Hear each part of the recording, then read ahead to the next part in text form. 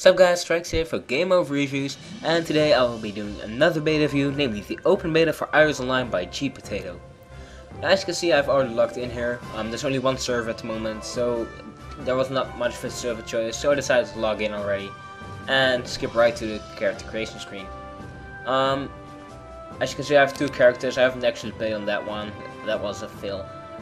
So I'm just going to create a new one to show you the character creation screen. And so here we have the character creation screen. First of all, you have to select the name, of course, and I'm just gonna call it Strikes A, or just Strikes. Let's see if that works.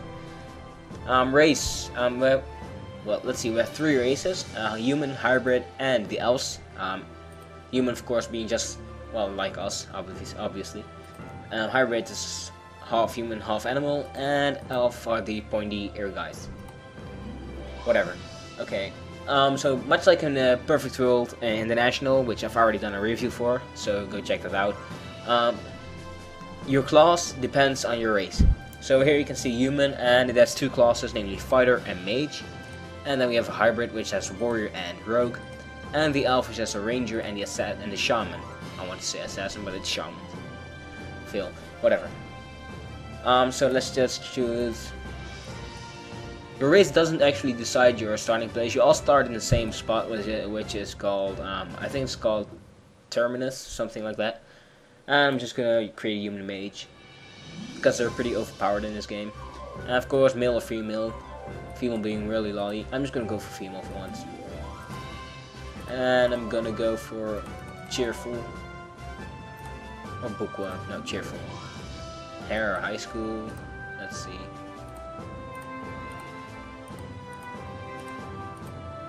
So there's not many hairstyles. I'm just gonna go for this and color it. I'm gonna be a ginger. So let's create. And my name actually wears, which is pretty cool. It doesn't happen a lot.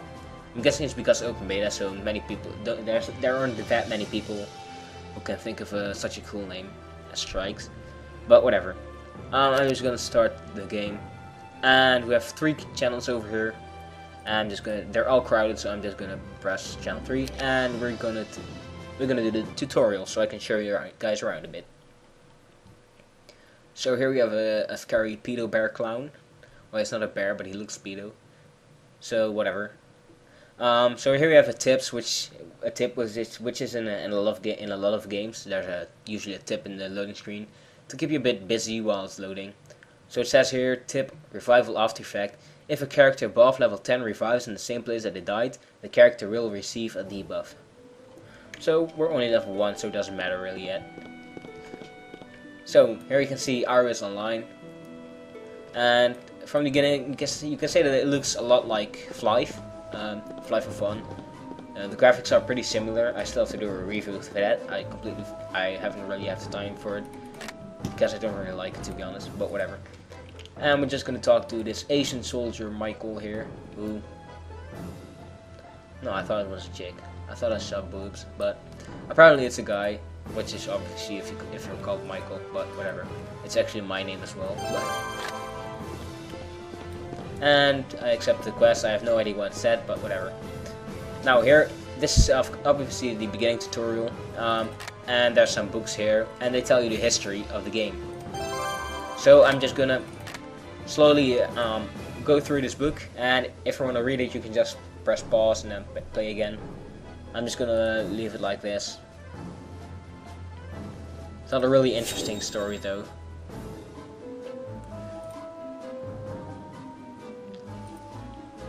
And there we go. So just use pause if you want to read it. And over here you can see here 3 overgrown, oversized cats. And you can just pick one to be your mount. I'm gonna go for this black one because he looks so happy. Would you really like to coordinate? Yes, I would. So we're gonna mount it to make us faster. And now we can dodge some cannons. Doll.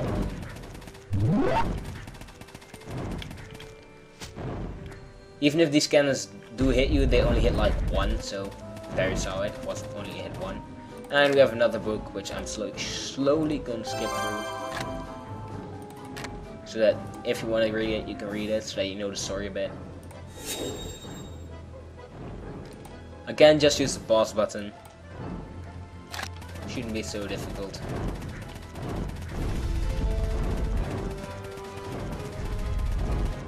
You know what? I'm not even gonna try to dodge them anymore. They only hit like one anyways, so.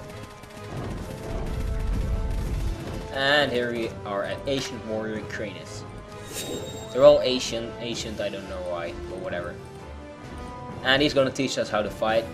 So basically it says you can choose an enemy with tab or clicking on it and then attack with CTRL or obviously double clicking, which is in most games. And you can press E to pick up. And a monster drops a chest, and in the chest are items or whatever. Gold automatically gets picked up, but items are there in the chest. I don't know why they do that. I mean, why do they even drop the chest from? Does it fall out of their ass or their nose or whatever? But let's see if I can show you.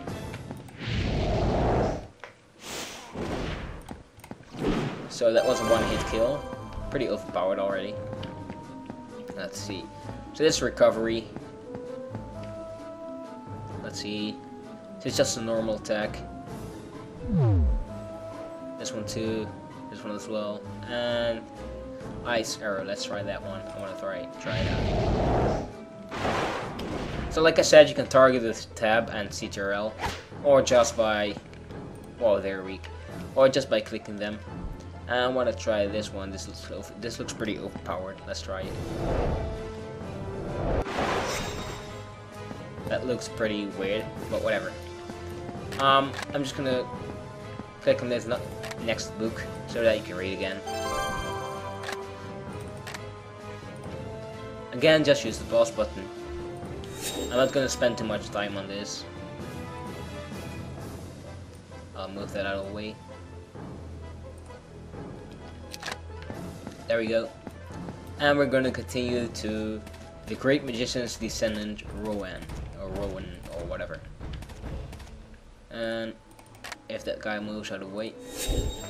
So here we get explained something which is pretty unique about this game, which I have never seen anywhere before, and which is the tarot card system, which basically means there are 22 cards, and you can drop them from monsters, or you can buy them from an NPC in the main city. And using those 22 cards and an item called Fairy Powder, which can drop from monsters in dungeons and such, you can get a unique buff, which can transform you into a monster or just give you wings or whatever. And this is one of those. And here you can see the 22 cards, beginning with 0, the Fool, and ending with 21, the World. And that's all sorts of cards in here: the Magician, the Hanged Man, Death, which is this one, the Tower. I don't know why the Tower, the Devil, but whatever. And then I'm gonna go for monster change, spread. Let's see how those work. View, like that. And now we gotta click 10 cards. I'm just gonna go randomly clicking some stuff. 5, 6, 7, 8, 9, and 10. Oh, I got the Devil. Cool. And then we're gonna click complete. And now we have to choose which direction it goes. I really don't know the use of that, but whatever. I'm just gonna click them randomly. I don't know actually what it does, but whatever.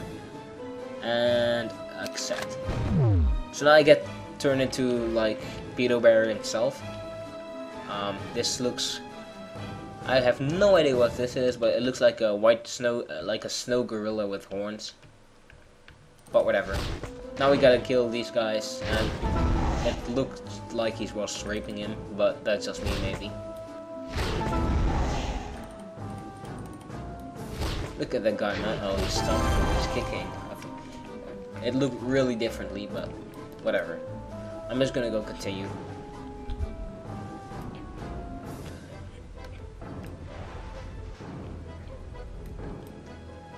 So the music in the background actually reminds me of like I'm in a circus or something, and I actually like the music in this game. It's really happy and makes you feel happy.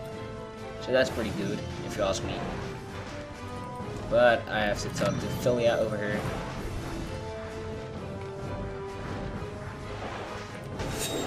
And she's talking to us about skills. So I need to get a staff, and then I gotta pwn that guy, I guess. Let's see, staff. And I'm gonna have to undo my monster transformation because like this I can't do any skills. You can transform in a lot of monsters. Monsters can actually drop cards, and then that's gonna make you transform into them.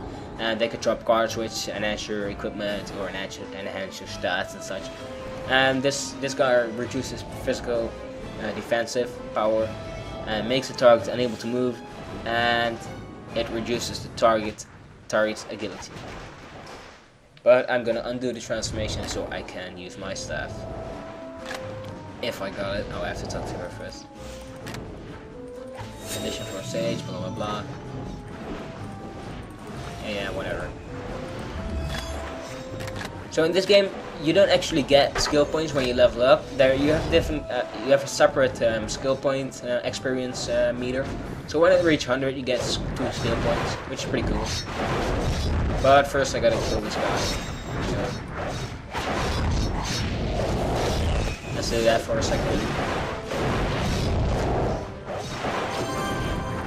Oh, I'm already complete, so I don't have to kill him. I just have to use the skills.